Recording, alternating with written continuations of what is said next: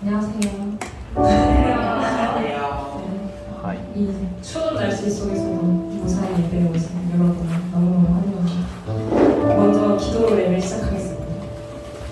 하나님 아버지 감사합니다. 오늘도 예배 자리에 나와 주님께 예배 드리게 하시니 감사합니다. 한 주 동안 많은 일들 속에서 지쳐있지만 이 시간을 통해서 회복되고 성장할 수 있게 도와주세요. 또 한 주 동안 주님을 잊고 살았던 모습들을 회개합니다. 저희를 용서해 주시고 돌아오는 주는 주님의 자녀임을 잊지 않으며 살아가는 저희가 되길 기도합니다. 감사드리며 예수님 이름으로 기도드렸습니다. 저희가 성격도 다르고 직업도 다르고 전공도 다 다른데 여기 이렇게 모인 거는 주님께 예배드리기 위한다는 이유 하나로 모인 거잖아요. 그래서 그만큼 주님을 높여드리며 함께 찬양드리겠습니다.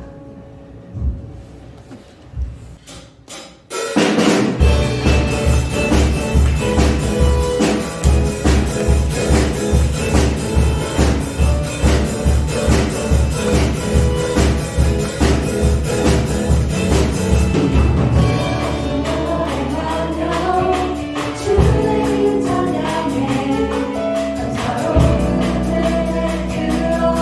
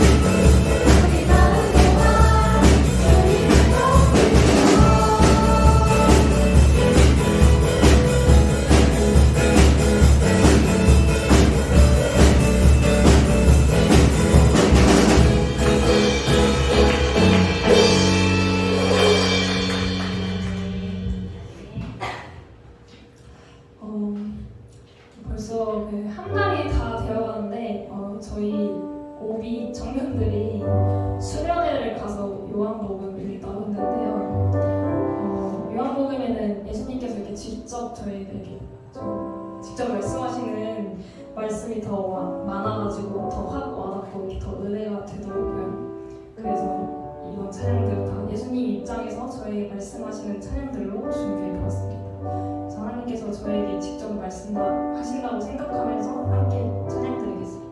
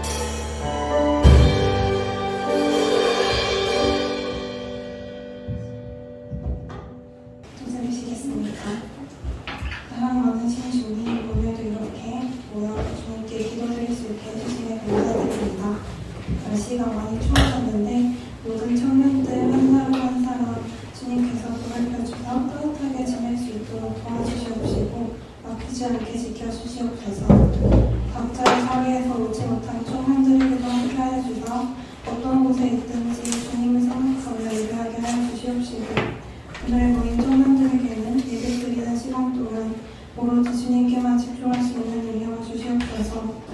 주님께서 우리와 늘 함께하여 주시고 우리를 사랑하신다 하셨습니다. 이를 믿고 어떤 시련이 와도 이겨낼 수 있는 담대함을 주시옵소서. 또한 주님께 온전히 맡기며 힘들어하지 않도록 그 마음을 지켜주시옵소서. 오늘 주시는 말씀으로 한 주간을 살아갈 때에 주님을 잊지 않고 주 안에서 살아가게 하여 주시옵시고 주님의 사랑함을 구할 수 있게 하여 주시옵소서. 네, 감사드리며 우리 주 예수 그리스도의 이름으로 기도드렸습니다. 감사합니다.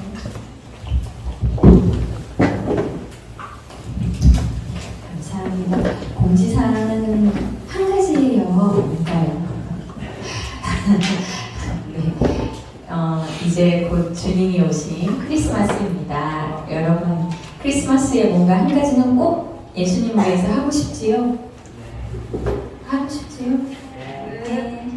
네, 그래서 우리 제가 합창하기로 했는데요. 곡이 정해져서 오늘부터 연습할 거예요. 그래서 예배 마치자마자 합창 연습을 먼저 하고요. 그 다음에 분방 공부하고 이렇게 돌아가도록 하겠습니다. 여러분 한 사람도 빠지지 말고 함께 같이 해주셨으면 좋겠습니다. 우리 준비해 오신 헌금 주님 앞에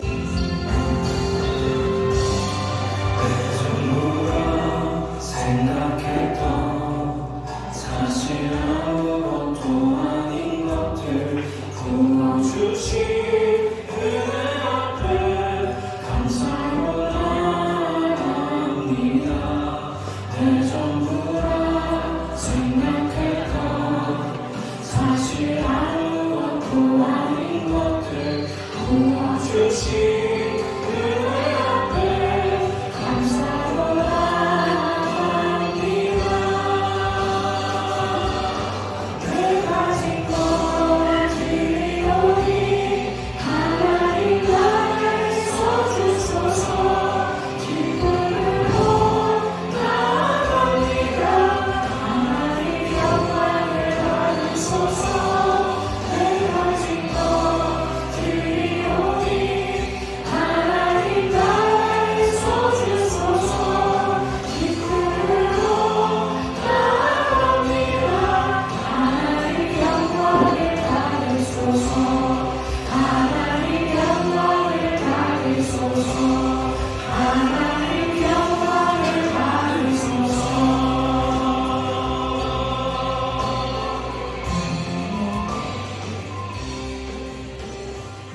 목사님 나오셔서 기도해 주시고 말씀 전해 주시겠습니다.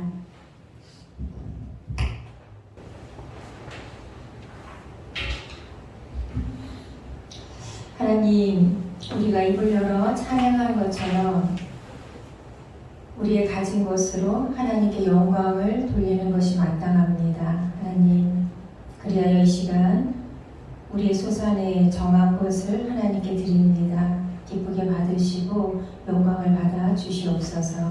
예수님의 이름으로 기도드립니다. 아멘. 반갑습니다. 예물 다 드렸어요? 드려야 돼요. 드리세요. 다음 주에 혹시 준비 못해온 친구들은 다음 주에는 꼭 준비해서 드리시기 바랍니다. 드려야 돼요. 안 하면 안 돼요. 꼭 하세요. 알았죠? 왜 해야 되는지 궁금한 사람은 개인적으로 오세요. 저한테. 지난주에 얘기했는데 그거를 부족하다. 충분히 제가 말씀드릴 수 있어요. 이 시간에 다 할 수 없으니까 이제 언제 기회가 되면 우리가 하나님 앞에 헌금하는 것에 대해서도 여러분들과 깊이 있게 말씀을 나누고 싶은데, 자, 일단은 하세요. 헌금을 헌금을 하시고 11조 우리 직장생활하는 친구들, 알바하는 친구들 수입이 있죠. 수입의 10분의 1을 정직하게 드리세요. 100만 원 벌면 10만 원, 60만 원 벌면 6만 원. 이게 11조예요. 총회계 할 거냐, 수령회계 할 거냐, 여러분 믿음대로 그거는. 알았죠? 어떤 식으로든 꼭 하셔야 합니다. 말했어요. 저는 오늘 에스겔 말씀에 있어요. 듣든지 아니 듣든지 너는 꼭 전하여라. 하나님의 말씀이다. 그래서 전합니다. 11조 하시고 예배 올 때 하나님 앞에 정한 예물을 갖고 오세요. 정한다는 것은 금액을 정한다는 의미야. 내가 어떻게 드리겠다. 그건 뭐냐면 함부로 하지 않는다는 거예요. 주머니에 손도 아무거나 하지 않고 미리 정해서. 네. 알았죠? 그렇게 하세요. 자, 창세기 37장 1절에서 11절 말씀드리겠습니다. 창세기 37장 1절에서 11절. 자, 교독합니다. 제가 한 절, 여러분이 한 절, 1절에서 11절까지. 야곱이 가나안 땅, 곧 그의 아버지가 거리하던 땅에 거주하였으니 야곱의 조건은 이러하니라. 요셉이 17세의 소년으로서 그의 형들과 함께 양을 칠 때에 그의 아버지의 아들들 비라와 실바의 아들들과 함께 있었더니 그가 그들의 잘못을 아버지에게 말하더라. 요셉은 노년에 얻은 아들이므로 이스라엘이 여러 아들들보다 그를 더 사랑하므로 그를 위하여 채색옷을 지었더니 그들이 아버지가 형들보다 그를 더 사랑함을 보고 그를 미워하여 그에게 편안하게 나갈 수 없었더라. 요셉이 꿈을 꾸고 자기 형들에게 말하매 그들이 그를 더욱 미워하였더라. 요셉이 그들에게 이르되 청하건대 내가 꿈을 들으시오. 우리가 밭에서 곡식단을 묶더니 내 단은 일어서고 당신들의 단은 내 단을 둘러서서 절하더이다. 그의 형들이 그에게 이르되 내가 참으로 우리의 왕이 되겠느냐 참으로 우리를 다스리게 되겠느냐 하고 그의 꿈과 그의 말로 말미암아 그를 더욱 미워하더니 요셉이 다시 꿈을 꾸고 그의 형들에게 말하여 이르되 내가 또 꿈을 꾼즉 해와 달과 11별이 내게 절하더이다 하니라. 그가 이 꿈을 아버지와 형들에게 말하매 아버지가 그를 꾸짖고 그에게 이르되 내가 꾼 꿈이 무엇이냐 나와 내 어머니와 내 형들이 이쪽으로 가서 땅에 엎드려 내게 절하겠느냐. 그의 형들은 시기하되 그의 아버지는 그의 말을 간직해 두었더라. 아멘. 자, 야곱은 계략을 쓰고 속이는 자였습니다. 그런 하나님의 오래 참으심, 또 하나님의 은혜가 그를 다른 사람으로 변화시켜 주셨어요. 자, 야곱이 이스라엘이라는 새로운 이름으로 불리게 된 것은 하나님께서 만들어 주신 거죠. 하나님이 이렇게 부여하신 이름이에요.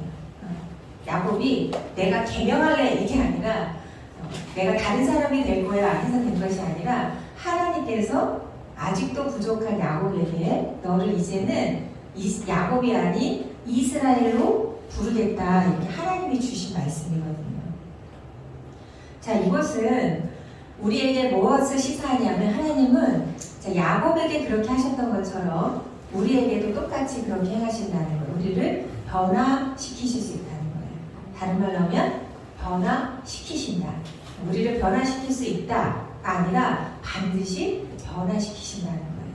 야곱에게 그러했듯이 우리에게도 마찬가지예요.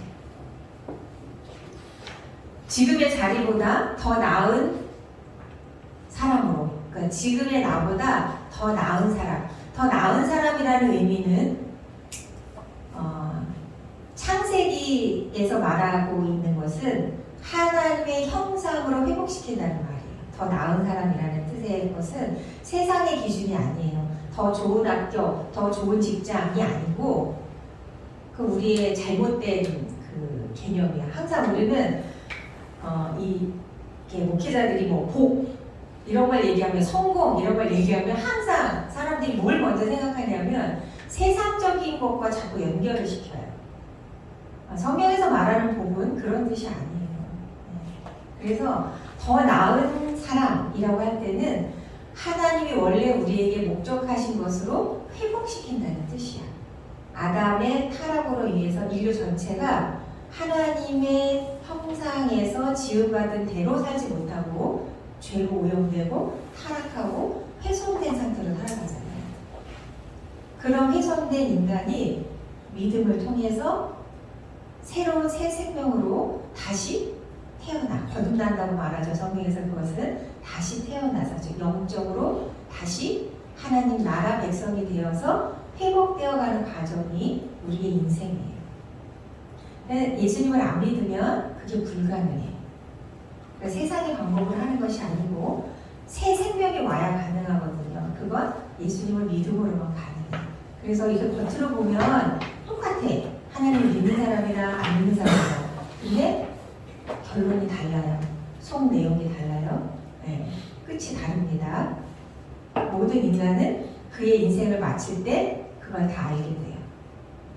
미리 알면 좋은데, 그죠? 여러분은 그래서 복된 사람들이에요.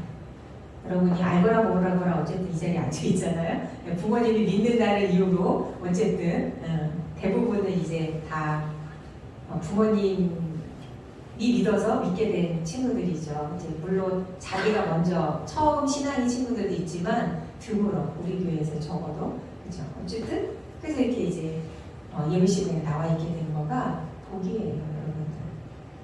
하나님께서 우리를 지금보다 더 나은 자리로 우리를 데려가시거든요. 더 나은 사람이 되게 해. 더 훌륭한 사람이 되게 해. 그 하나님의 목적 가운데 있어요. 왜 그렇게 하시느냐? 우리를 통해서 이 세상을 축복하시기 위해서예요. 하나님 믿는 하나님 백성을 통해서 이 세상을 축복하세요. 그런 생각 해봤어요? 여러분을 하나님 믿게 해서 하나님 자녀가 되게 해서 야곱처럼 자 사기꾼, 거짓말쟁이, 정말 침략하는 자 그 야곱을 이스라엘로 바꿔주시는 이유는 우리 창세기 이제 아브라함 때부터 같이 배웠죠. 하나님께서 아브라함, 이삭, 야곱 그렇게 구원의 역사를 이끌어가세요. 하나님의 주권이야. 그건 하나님이 정하셨어. 정하신 대로 가는 거예요. 그래서 우리가 거기에 하나님의 동역자가 되는 거야. 하나님의 동역자. 자, 우리를 통해서 세상을 축복하신 하나님의 뜻, 우리에게 새로운 정체성과 목적을 알게 하시고, 그래서 우리 자신도 그냥 태어났으니까 사는 거지 뭐 죽지 못해 살아 라고 했던 인생에서 하나님이 주신 새로운 정체성을 알게 되고 하나님이 나에게 목적하신 것을 깨닫게 되면서 내 자신도 내 삶의 목적과 의미를 깨닫게 되는 거예요. 그것을 깨달으면 깨달을수록 나는 나의 인생이 행복해요. 돈이 있으나 없으나, 좋은 직장이 있으나 없으나 행복한 사람이 되는 거야. 행복이라는 단어가 요즘에 너무 좀 세상적이라 조금 별로 이렇게 안 쓰고 싶어요. 저는 행복이 참 좋은 단어인데 성경적으로 하면 복된 사람이 되는 거예요. 복된 사람. 아주 충만한 삶, 그런 삶이죠. 자, 오늘 우리가 이제 그 지지난 시간까지 계속 야곱에 관한 이야기를 살펴봤어요. 야곱의 이야기는 야곱인 야곱과 이스라엘이 된 야곱 두 가지에 관한 이야기야. 야곱인 야곱, 사기꾼, 침노하는 자, 그렇죠? 남의 거 빼앗는 자, 자기 이기심에 똘똘 뭉쳐있는 자, 그 야곱인 야곱. 근데 이스라엘이 된 야곱이 또 있어요. 이 두 정체성에서 어떻게 보면 고분분투하는 그런 모습이 이제 야곱의 삶에서 보여질 수가 있어요. 자, 우리에게도 똑같죠? 그냥 인간 하는 중 본성이 있어요. 내가 타고난 본성이 있어. 캐릭터가 있어요. 근데 하나님 안에서 변화된 나의 모습이 있죠. 엄청나게 고군분투하던 시절이 있었어요. 저도. 지금은 좀 안정기에 접어들었어요. 한 40대 말까지도 그랬던 것 같아요. 여러분은 지금 고군분투하는 거는 되게 당연한 거예요. 그리고 고군분투해야 돼. 야곱처럼.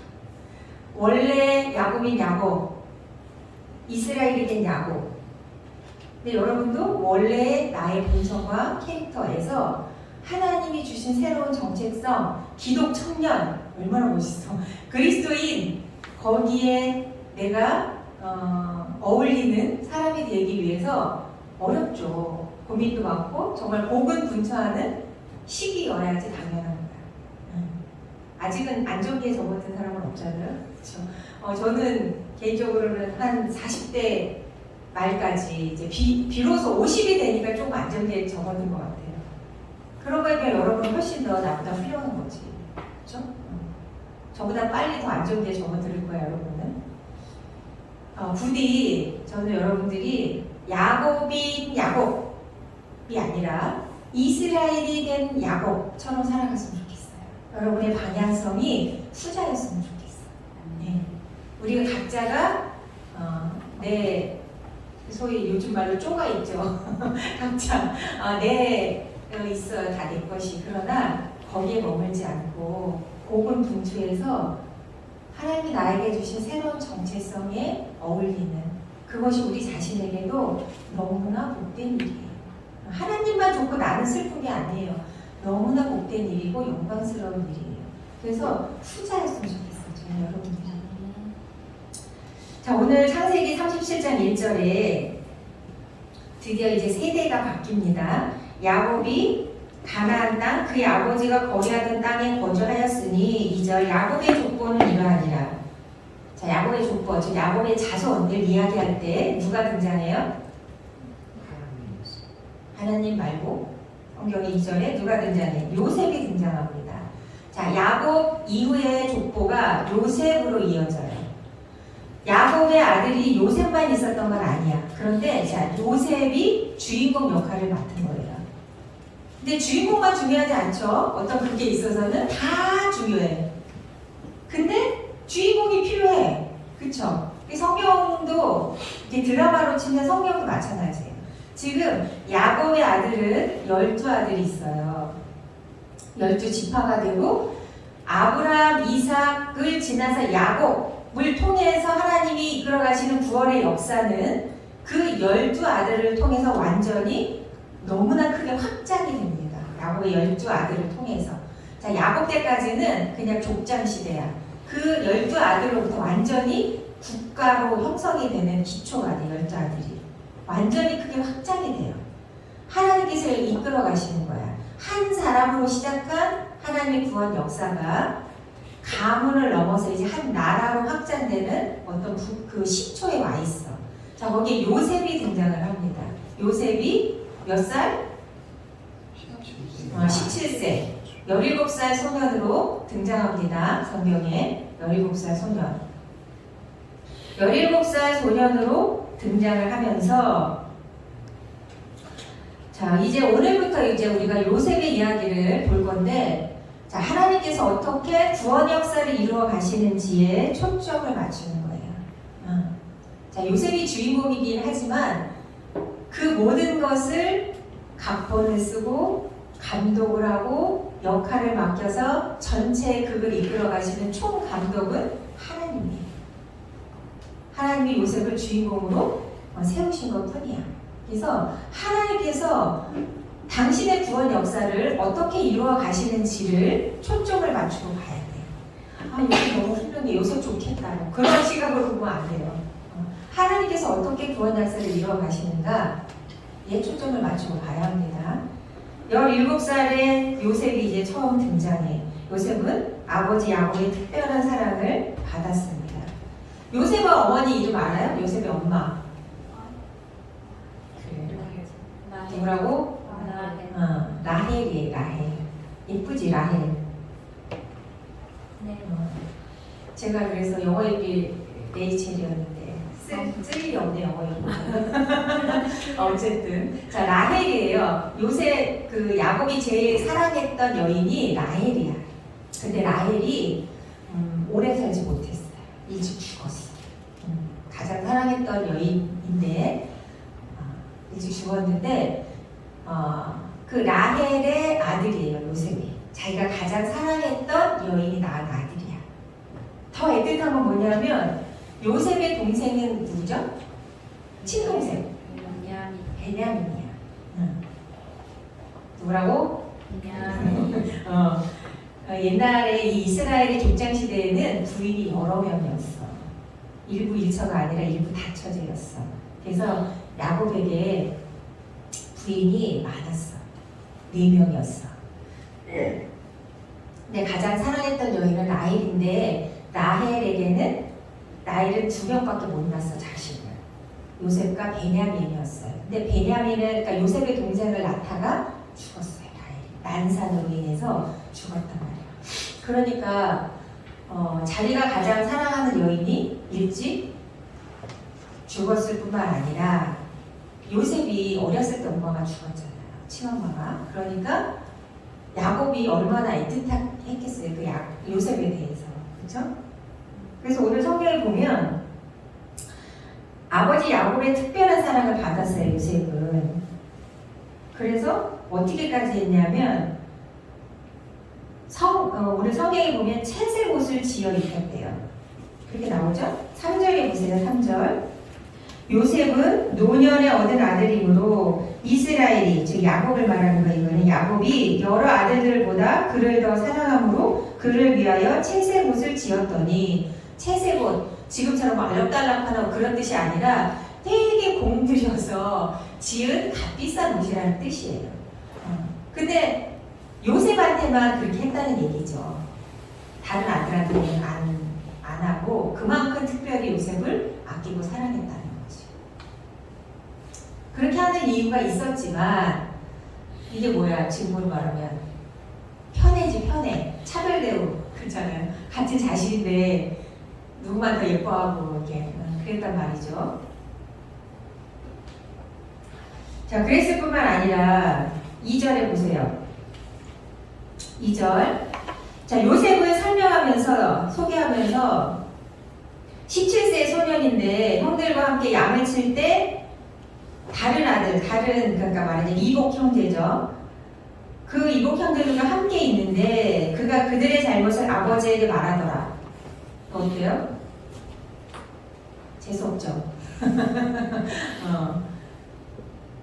그래서 어떻게 했어요? 4절에 보세요.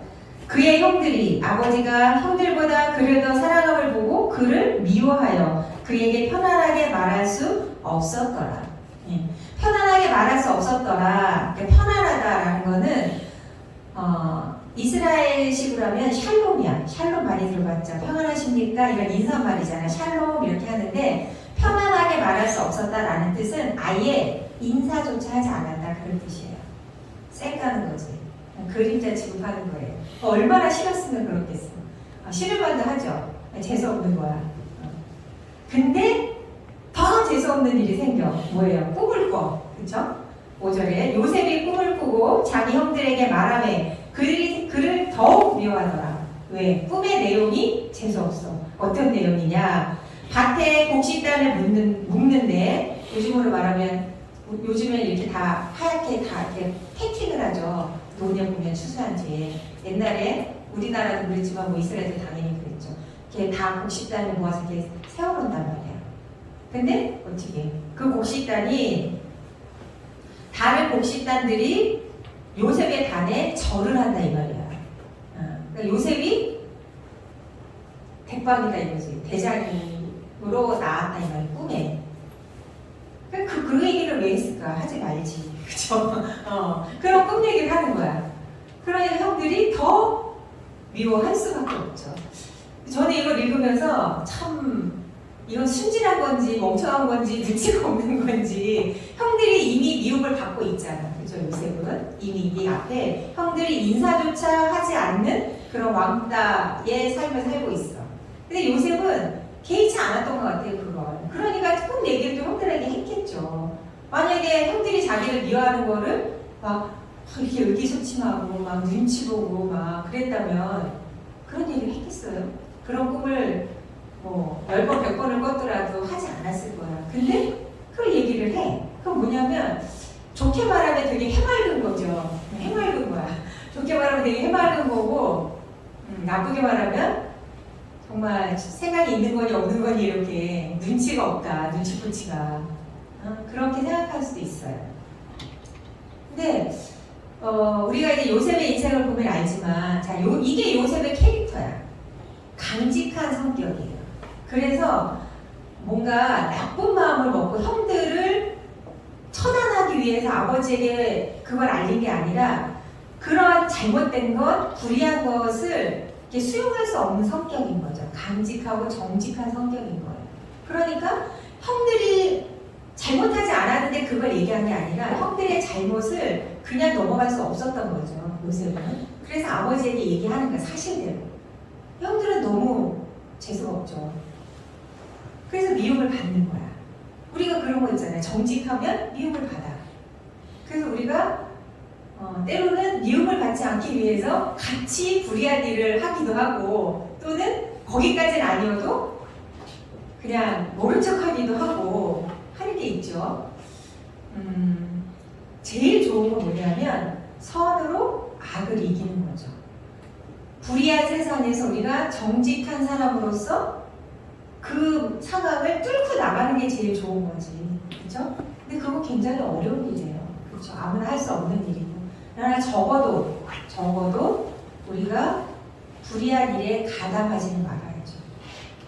좀 더 용기가 있다면 내 영향력을 발휘할 수 있다면 더 훌륭한 일이겠지만 거기까지는 아니어도 이 요셉의 성격이 이제 그랬다는 강직하고 정직한 성격이에요. 미움을 받아요. 근데 그것도 개의치 않아. 그러니까 꿈 얘기를 했겠죠. 그게 약간 건방져 보일 수도 있고 형들은 가뜩이나 요셉이 보기 싫은데 이 꿈 얘기를 통해서 더 요셉을 미워하게 돼요. 두 번째 꿈을 꿔요. 꿈의 내용은 다르지만 맥락은 똑같아. 더 세, 두 번째 꿈은. 9절에 보세요. 요셉이 다시 꿈을 꾸고 그의 형들에게 말하여 이르되 내가 또 꿈을 꾼즉 해와 달과 11별이 내게 절하더이다. 더 세지. 곡식단보다 더 세지 않아요 이거는? 해와 달과 별이 나에게 절하다. 되게 해맑은 거야 계속. 그 얘기를 또 해 형들한테. 그러니까 자 이제는 야곱인 아버지까지 그를 꾸짖어. 이 어마어마하잖아요. 이 꿈이 해와 달과 별이 절을 한다 나한테. 이러니까 이 보통 꿈이 아니다라는 걸 아는 거예요. 형들도 알고 아버지도 알고. 그러니까 아버지가 요셉을 꾸짖어요. 그리고 야 네가 꾼 꿈이 도대체 뭔지 알고 네가 그렇게 소위 말해서 입을 놀리냐 하면서 이제 꾸짖으라고 하는 거죠. 정말 네가 그런 위치에 있게 될 거라고 네가 믿고 그런 얘기를 하는 거냐. 도대체 이 꿈이 얼마나 어마어마한 꿈인데 이렇게 이제 야곱이 얘기할 때 자 형들은 시기했다. 그 앞에는 미워했다 했죠. 시기했다. 형들도 그 꿈의 내용을 아는 거예요. 어떤 암시가 있는지를 아는 거지. 요셉은 몰랐을 수도 있어요. 그냥 해맑게. 그래서 해맑게 얘기하는 거야. 내가 이런 꿈을 꿨어. 이렇게. 어쨌든. 자, 그 아버지는 그 말을 간직해 두었더라. 자, 여기까지가 11절의 내용입니다.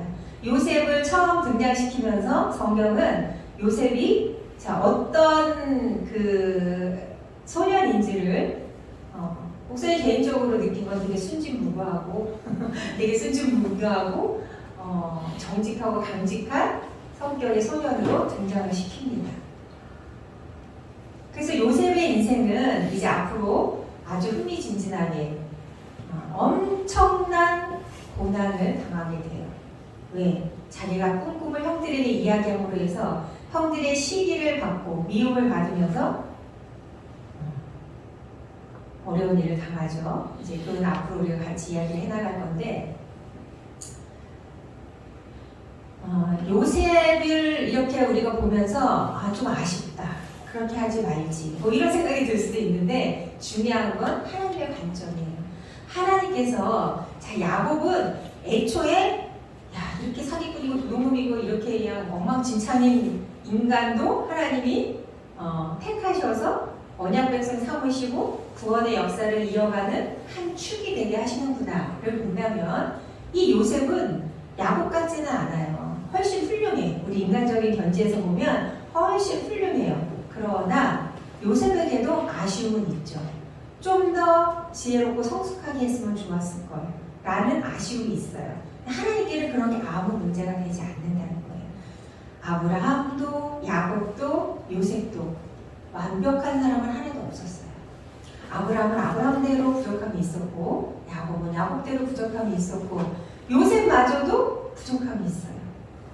우리 이 신약을 연구하는 신약학자들이 한결같이 요셉에 대해서 어떻게 주석을 하냐면 예수 그리스도의 모형이라고까지 이야기를 해요. 왜? 애매한 고난을 많이 받았다. 그의 인생을 통해서 볼 때 성격적으로 또는 그가 신앙적으로 사람을 뭐 배신했거나 뭔가 뭐 다른 사람을 뭐 헛거지했거나 자기 이익만 챙겼다거나 그런 어떤 기사가 없어요, 성경에는. 그런데 요셉이 당하는 고난을 보면 어마어마해요. 형제들이 죽이려고 했어요. 원래는 죽였어야 돼. 형제가 죽이려고 했거든요. 꼴보기 싫어가지고 저기 방해로 데려가서 정말 이렇게 죽이려고 했어요. 근데 죽임을 당하지 않고 노예로 팔려가죠. 그러니까 그런 것 자체가 요셉의 행동 거지에 비하면 어마어마한 고난을 당하는 거예요. 그런 이제 인생이 펼쳐진단 말이에요. 그래서 많은 그 학자들이 요셉을 예수 그리스도와 견주어서 말할 정도로 그의 인생이 때로는 애매히 고난을 당하는 것처럼 또는 그러나 고난 당한 중에도 그가 담담하게 그 모든 것을 감당하는 모습을 예수 그리스도에 비해요. 그러나 그에게도 아쉬움이 있다. 중요한 건 뭐냐? 우리 모두도 우리 자신을 볼 때 다 아쉬운 점이 있어요. 나는 완벽해. 한 개도 문제점이 없어. 그런 사람은 조금 위험한 거예요. 대부분의 모든 사람은 다 자신의 부족함을 아쉬워하고 그 부족함 때문에 속상하기도 하고 그래요. 근데 하나님께는 그런 게 문제가 되지 않는다는 거예요. 하나님도 문제 삼지 않는 걸 여러분이 문제 삼으면 안 돼요. 여러분이 여러분 자신에 대해서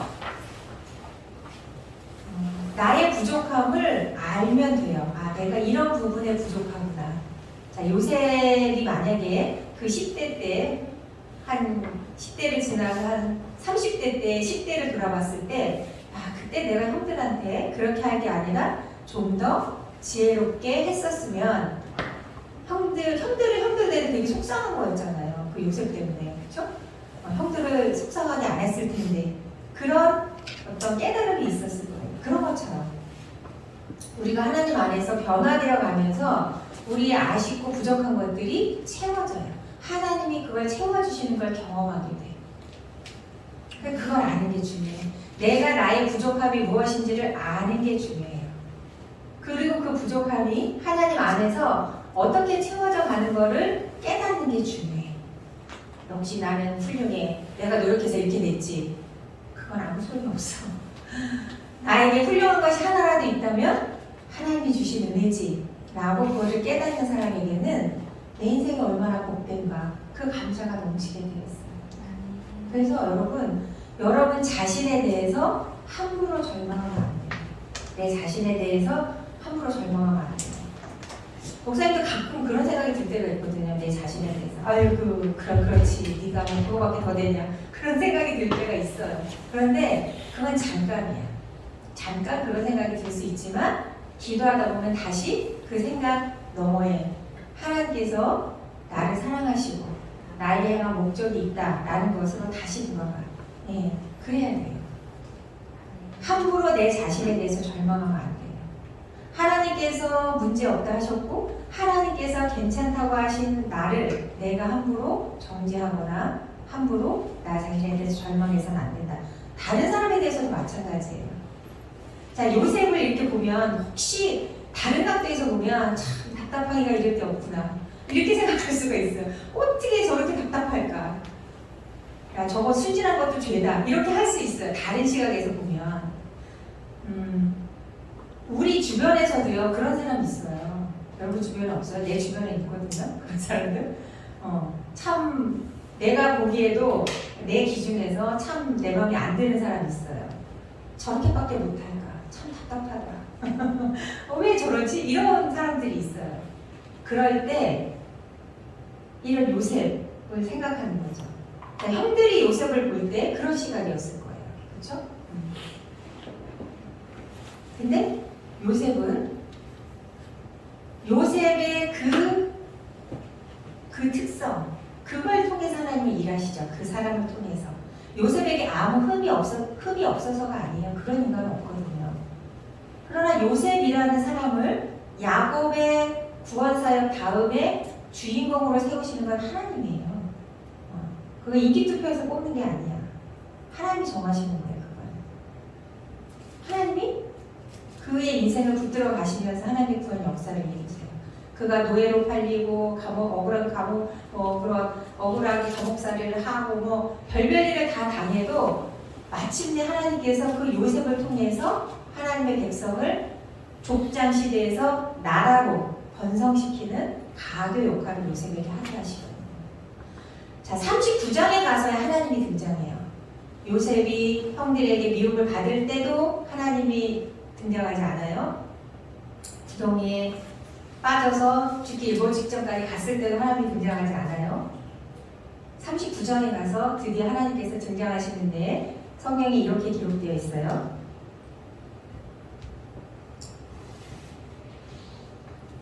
39장 21절에 여호와께서 요셉과 함께 하시고 그에게 인자를 더하사 간수장에게 은혜를 받게 하시네. 여기서 하나님이 등장해요. 요셉이 강간범의 누명을 쓰고 억울하게 감옥에 갇힌 다음에 완전히 우리의 생각을 벗어나죠. 우리가 기대하는 건 뭐죠? 감옥에 가지 말아야지. 그렇죠? 누명을 쓰지 말아야지. 그 앞으로 오면 노예를 팔려고 하지 말아야지. 항상 우린 그걸 기대해요. 근데 하나님의 계획 속에는 그 모든 것이 다 허락되어 있었어요. 허락되어 있단 말이에요. 우리 인생도 마찬가지예요. 고난이 없는 인생을 기대하면 안 돼요. 고난이 없는 인생은 없어요. 어떤 식으로든지 우리 각자에게 부족함이 있고 결핍이 있고 어려움이 있고 아쉬운 부분이 있어요. 그러나 그 모든 것이 주님 안에서 합력해서 마침내 선이 되게 하시는 게 하나님의 우리를 향한 뜻이에요. 그래서 쫄지 말라고 했잖아요. 쫄 거 없어요. 얼마든지 당당하게 여러분의 인생을 사시면 돼요. 살 때에 내가 내 자신에 대해서 함부로 절망하면 안 돼요. 다른 사람에 대해서 함부로 판단하면 안 돼요. 왜? 그 사람에게 하나님이 어떤 계획을 갖고 계신지 우리는 몰라요. 여러분 알아요? 내 자신에게 향한 계획 모르는데 그 사람에게 향한 계획을 어떻게 알아? 몰라요. 그래서 함부로 하면 안 되는 거예요. 그래서 저도 늘 그걸 생각해요. 어떤 사람을 볼 때 또 누군가를 볼 때 있어요. 더러더러 그런 사람들이. 참 답답하다. 또는 참 아쉽다. 그러나 이내 생각을 돌이키는 거예요. 그 인생에게 하나님이 어떤 계획과 목적이 있는지 나는 모르니 이 생각을 내가 버려야 되는 거예요. 그 사람에 대한 판단, 더 나아가서 정죄, 욕하는 거 하지 말아야 되는 거예요. 그래서 여러분 뒷담화하지 마세요. 누구에 대해서. 그냥 여러분 속에 그런 마음이 있을 수 있잖아. 있을 수 있잖아요. 아, 참 아쉽다. 참 재수없다. 입 밖으로 내는 것과 내가 혼자 갖고 있는 건 다른 거예요. 하나님께는 얘기해. 안 그러면 미쳐 죽으니까 답답해서 하나님께 얘기해. 하나님께 호소하면 돼. 하나님 누구누구가 너무 꼴보기 싫어. 또는 하나님 누구누구가 없으면 살겠어요. 하나님 누구누구 너무 답답해요. 하나님 누구누구 때문에 미치겠어요. 있잖아. 그런 사람들이. 그걸 하나님께 얘기하는 거야. 그러다 보면 하나님이 알려주세요. 야, 걔는 내가 사랑하는 애야. 내가 너를 사랑하듯이 내가 걔를 사랑해. 그러니까 됐어. 너는 그 마음 접어. 하는 거예요. 그래서 그 마음을 걷어들이는 거야. 그래, 내 부족함이지. 그 꼴을 못 보면 내가 부족한 거지. 내 기준이 안 맞다고 내가 정죄하는 내가 부족하지라고 결론에 도달하는 거예요. 그래서 기도하는 거야. 이렇게 멀쩡한 정신으로 그런 생각이 안 들어. 다 제가 잘못된 거야. 기도하다 보면 그런 마음을 주시거든요. 여러분 자신에게 뿐만 아니라 다른 사람에 대해서도 함부로 판단하지 마세요. 판단할 자격도 없지만 판단하는 것이 곧 예수님도 말씀하셨죠. 형제의 눈 속에 있는 들보는 보면서 티끌을 보면서 네 눈에 있는 들보는 못 보냐. 그게 예수님이 우리에게 주신 말씀이잖아요. 함부로 다른 사람에 대해서 판단하고 정죄하지 마. 너나 잘해. 그거예요. 쉽게 말하면. 그래서 요셉의 인생을 보면서 다른 사람에 대해서 함부로 단정하지 말아라. 자, 시편 말씀 한번 볼게요. 시편 139편 13절에서 18절 아주 중요한 말씀입니다. 시편 139편 13절에서 18절.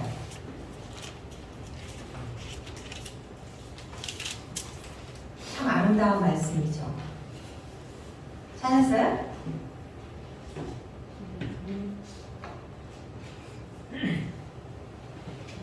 자, 찾았으면 끝까지 같이 읽어볼게요.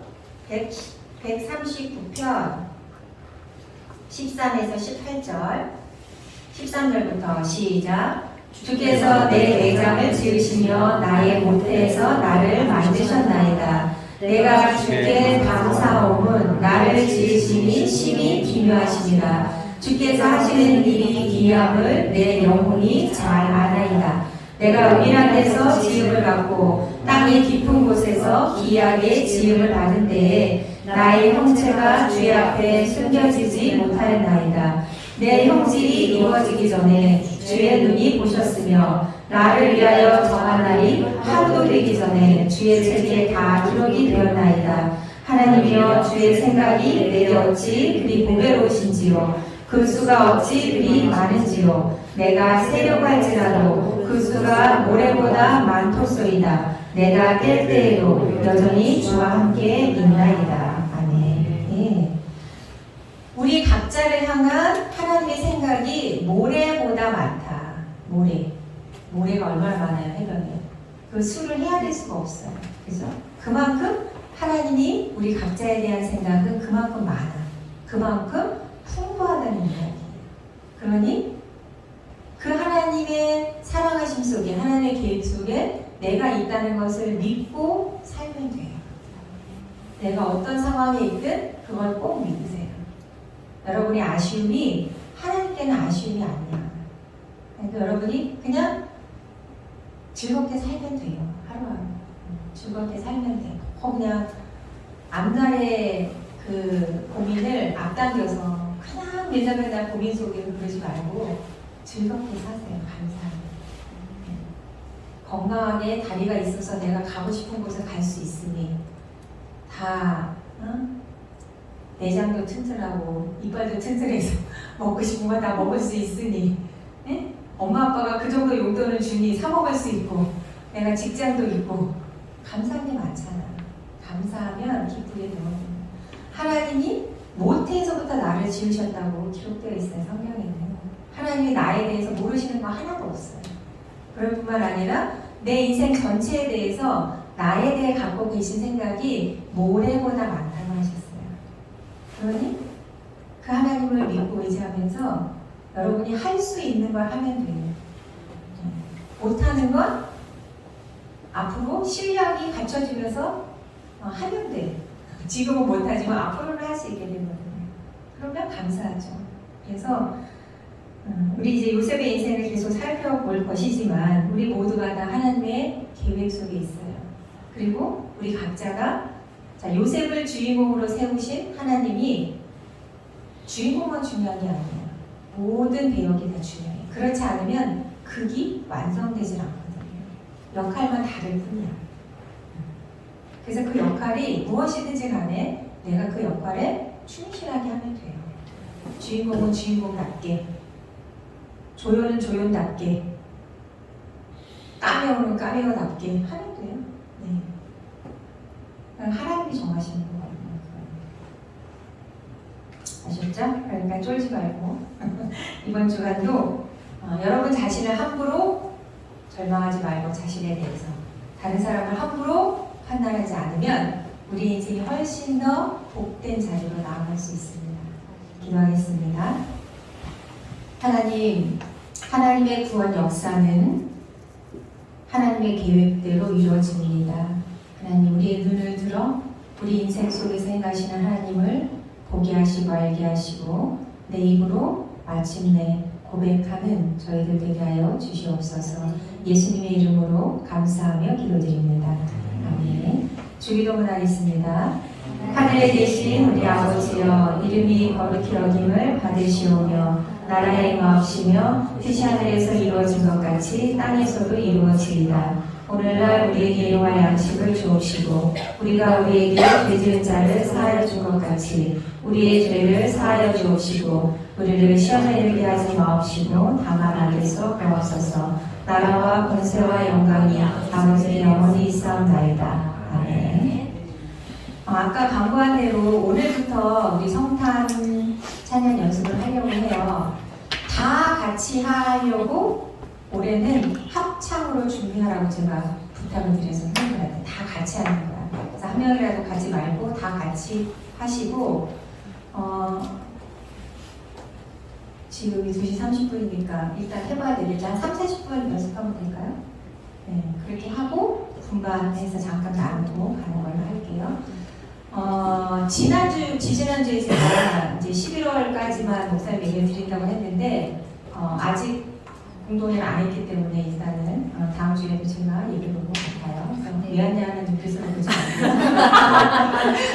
제가 눈빛을 보지 말고 일단 당분간은 언제까지인지는 모르겠지만 일단 좀 정리가 된 때까지는 제가 보게 될 것 같아요. 그런 줄 아시고 자, 누가 인도하실까요? 찬양 연습? 제가 나눠주실 네. 악보 나눠주시고 제가 여기 있는 장 상태에서 하세요. 아무도 못 가려고. 금방 끝나니까 다 연습하고 어렵지 않아요. 그래서 다 같이 하는 거니까 다 같이 하고 가시고.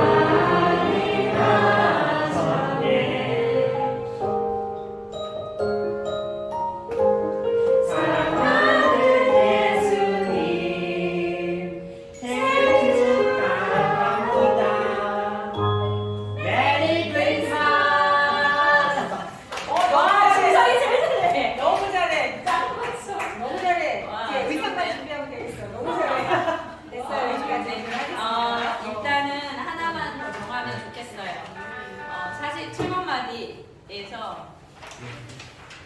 높이 계신 주님께 이거에 하이를 할 사람 필요한데 저는 지원이가 해줬으면 좋겠습니다. 어때요? 할 수 있죠? 네. 네, 거기 하이. 이거 밑에 낮은 거가 뭐 전체는 그냥 중간으로 하면 되고요. 지원이가 하이 하면 되고요. 그 다음에 밑에 낮은 거는 저기 우리 엘토 하시기로 했던 분들이 해주시면 돼요. 그리고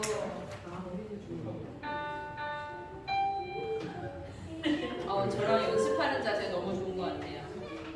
앞부분은 조금 연습해야 될 것 같고요. 힌트가 보이는데 이거 여기요. 74번 마디.